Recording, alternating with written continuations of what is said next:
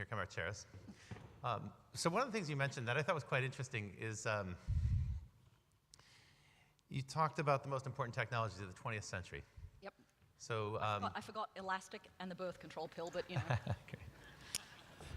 I will settle for electricity and the internet. So with the exception of electricity, we have an interesting conversation about that, but you talked about television, radio, internet, communications technologies. Yep. And it reminded me of something that Kevin Kelly wrote, which is that communication is not a segment of the economy. Communication is the economy. Can you comment on that? I always like to get to comment on Kevin Kelly. Great. Listen, I think, we think about those things as communications, but what they are is about, well, the mechanisms by which humans are connected to other humans, the mechanisms by which we tell stories, the mechanisms by which we reinforce social and cultural practice. And the reality is those are technologies that succeeded in no small part because the technology was mostly not visible to humans and the stories shone over the top. Like, you didn't have to understand, after about 1940, you didn't have to understand how a radio worked to be able to turn it on and have someone's voice come out of it.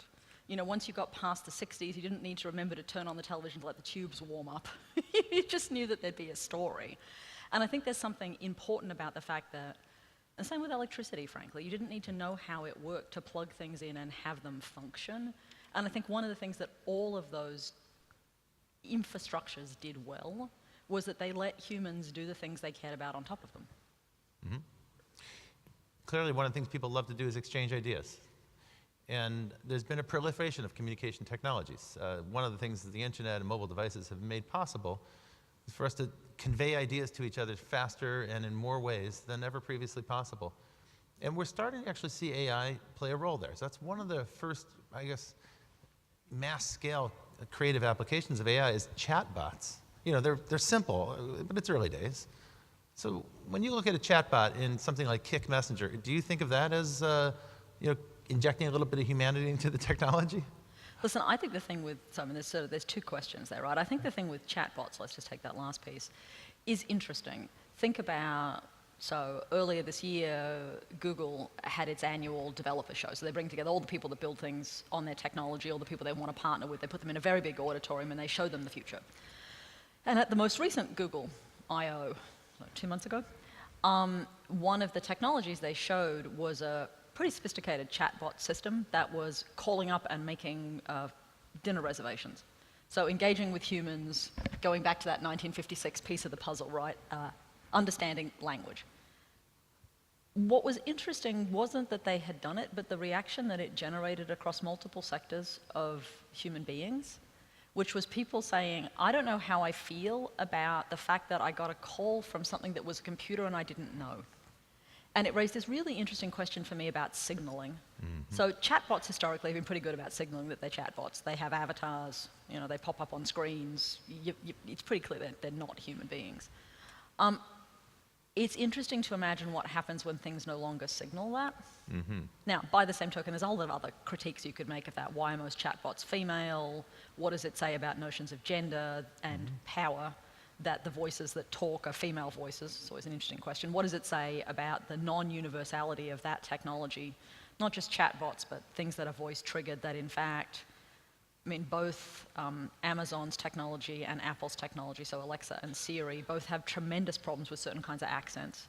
So they work really well, no offense, mate, if it sounds like you. They don't work so well if it sounds like me. They work much worse if it sounds like a whole lot of other people. So there's an interesting thing about, I want to always be really mindful when we talk about the technology of not suggesting that everyone is having the same experience of it. Right. That's and a I good think, point. the thing that for me that was really clear at Google I/O was that Google thought this was great. Yeah. A chatbot will make your dinner reservations. You'll never have to talk to another human being again. The human beings on the other end were like, hey, we don't know how we feel about that. People were horrified. Yeah, they were. And I think there's something that we should respect in that. Well, you brought up a good point I want to respond to. I wanted to maybe ask you a little bit further. You're absolutely correct that these responsive systems are going to respond to a Caucasian white male who talks the way I do and identify what I'm saying and give me the feeling that I'm being understood, and they don't respond the same way. Some of that is an artifact of the fact that it's probably a Caucasian white male who wrote the algorithm in the first place. And so there's a lot of fear right now about robots Or worse yet, in the case of microphone technology, it was male voices that they were originally that they were using. tested on. Yeah, so That's right. CMU has this lovely story about the That's right. first microphones they built that were asymptomatic and would fail about 1% of the time, and they couldn't work out why until they realized that the 1% of the time that it failed was when the only female graduate student in the program spoke to it. So literally they built a system that never heard a woman, so it couldn't hear women. And you were like, wow, okay, great. So those are examples of unconscious bias finding its way into this new technology. It's not bias on the part of machines, it's bias on the part of the people who created the technology. Well, but what becomes interesting there is that after a moment in time, that bias gets built into the machine. So it may not have started out as the machine, but over time, we carry those things through, right? I mean, the same with cameras. So digital cameras and digital camera technology and the algorithms on which they are based were originally built using the best things we knew out about color film, and that was all came out of Kodak. And Kodak's notions about color balancing in particular were built in the 1950s, 1960s, and they had a series of models that they always used to do their color balancing. And all of those models actually had my coloring. So slightly darker hair, darker eyebrows, pale skin. And the contrast is excellent, right? So camera's good with me. They weren't so good with other faces. So That's right. Sidney Poitier, the African-American actor, tells this wonderful story about his time in Hollywood in the 50s and 60s of always needing to have 3 camera spots on him in order to light him up enough to get contrast in his skin. And so how he was always sweating, he says. Like his memory of making movies is, I was always sweating in a suit and everyone else looked fine. Now, that's all well and good, except that those notions about color balance got moved into the algorithms that we used to make the sensors inside digital cameras, which in turn became the sensors that moved into other things, which ends up, you know, with my buddies at Google building an RF sensor to trigger in a washroom to make the soap dispenser out. And my hand, it sees perfectly well, but an African-American hand, it can't tell the difference between that and a floor. So, I mean, I guess, yes, unconscious bias, but ultimately the challenge is unless you know how to ask the right questions, those biases get built into the systems. And sometimes they're not about race and gender. Sometimes they're about other things. Sure. I mean, you know, the nice people from a large European car company who brought an autonomous vehicle to Australia had modeled roadside hazards based on, and this will be a dead giveaway as to what car company it was, based on caribou. And when they got here, they discovered in the first week that this car hit kangaroos. Like, that's all it did. It just hit kangaroos, like, all the time. And they had this moment of going, but we modeled it on hazards by the side of the road. And you're like, yes, you modeled it on caribou, which are 4 legs. So caribou, good proxy for horses, ponies, camels, goats, dogs, cats, possibly wombat. Really bad for kangaroos because kangaroos do that thing where when they bounce, you can see the horizon underneath of them. So to the car, they appeared to have disappeared. And then when it came back down again, it was suddenly much closer, and the car makes that, you know, moral equivalent of that, like, oh my God, where did that kangaroo come from? Because it disappeared. And so, you know, there was a car company that had built a world in which there were no kangaroos. Now, granted, there's only 25 million of us, and we may not need their cars, but they had built a country into their algorithm.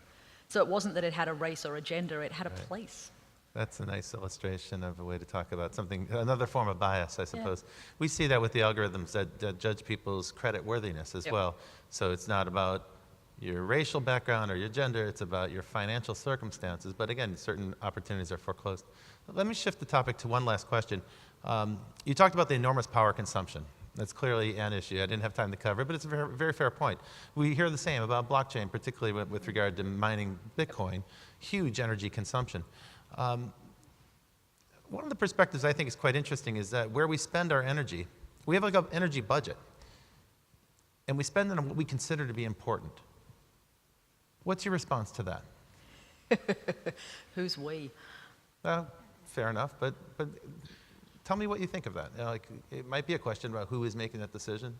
Listen, I think one of the complicated things about energy in the 21st century is for many of us in our life as consumers, we may or may not have a smartphone in our hand, we're using an app.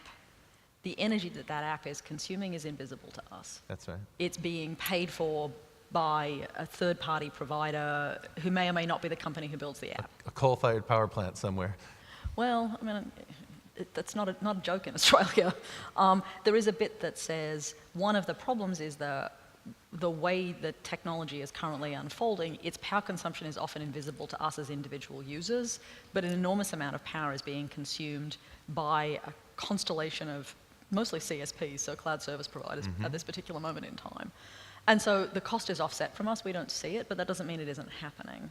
It's much more complicated to start to imagine any number of the conversations we have about autonomous vehicles, right? I mean, as a social scientist, I'm always really struck by the way we talk about the self-driving car conversation, where for the amount of intellectual energy, emotional energy, and bandwidth we have spent talking about self-driving cars, how do we put all of that energy into talking about an integrated transportation system that included public transport, walking, biking, better parking, and didn't imagine that in fact the future should just mean more cars, but a better way of thinking about a holistic budget there of time and energy, you might end up in a different place. It's and a so very good point. Yeah. for me, I think we actually as futurists have a responsibility to keep saying this future doesn't come at no cost. That's right. And if there's one thing that history set us up to know, right, and I'm not a big believer that history tells you the answers, but I do think it tells you how to ask better questions, Right. was if you looked at the history of steam engines and railway trains, and you'd said, had you known at that moment in time what the power that was necessary for steam engines was in terms of its denuding of forests, its mining for coal, its changing of the water sort of profile, would you have gone to greater efficiency sooner, rather than thinking that energy just seemed inexhaustible? Because that first steam engine was on top of a mine that mined coal. It didn't need to think about coal, and we've carried that with us. And so I look at this and I think, are there things that big tech companies all over the world ought to be paying more attention to if we were asking them to? Very helpful to get this perspective so that we don't stumble unconsciously into a future that we're building without really thinking about the implications. So thank you very kindly for asking those questions. My pleasure. We're going to take a 20-minute break. We'll be back in 20 minutes, and we'll have Dr. Philip Alveda, and he'll be telling us all about his work at Cortical.ai. It's a brand new artificial intelligence company. Please do come back at 20 minutes. Thank you. Thank you.